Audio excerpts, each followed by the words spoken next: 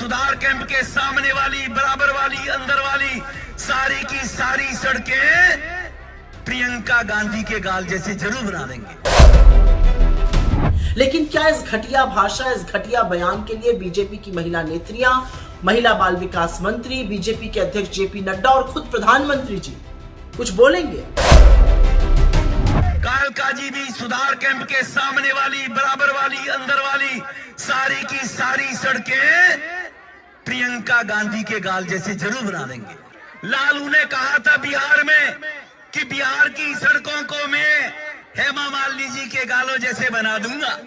लालू ने झूठ बोला था, नहीं बना पाया, लेकिन मैं आपको विश्वास दिलाता हूं, जैसे ओखले की सड़कें हमने बना दिए, संगम बिहार की सड़कें बना दिए, इसी प्रकार से कालका जी भी सुधार कैंप के सामने वाली, बराबर वाली, अंदर वाली सारी की सारी सड़कें प्रियंका गांधी के गाल जैसे जरूर बना देंगे।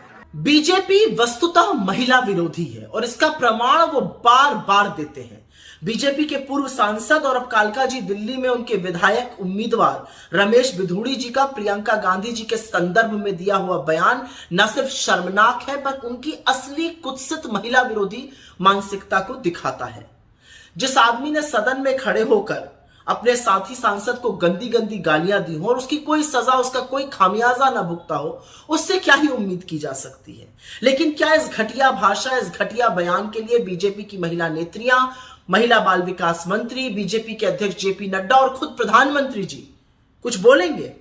असलियत तो यह है कि इस महिला विरोधी भाषा, इस महिला विरोधी सोच, इस कुत्सित मानसिकता के जनक तो खुद मोदी जी ही हैं। जब वो चुनावी सभाओं में मंच से मुजरा, मंगलसूत्र, बेटियों को कोई छीन कर ले जाएगा जैसे शब्द बोलते हैं, तो उनके नीचे वाले उन्हीं का अनुसरण करते हैं, वो और क्या बोलेंगे।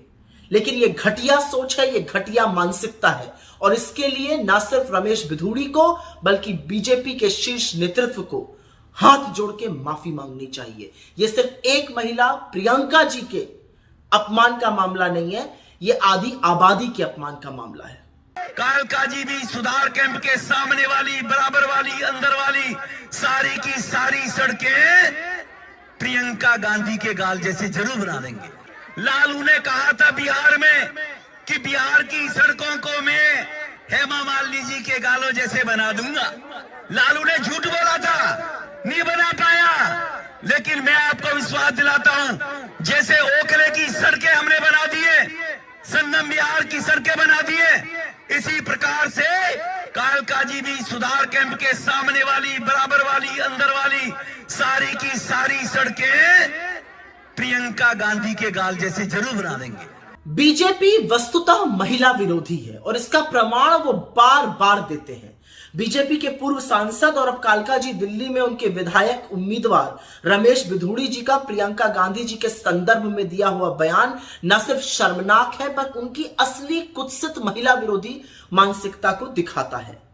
जिस आदमी ने सदन में खड़े होकर अपने साथी सांसद को गंदी गंदी गालियां दी हो और उसकी कोई सजा, उसका कोई खामियाजा ना भुगता हो, उससे क्या ही उम्मीद की जा सकती है।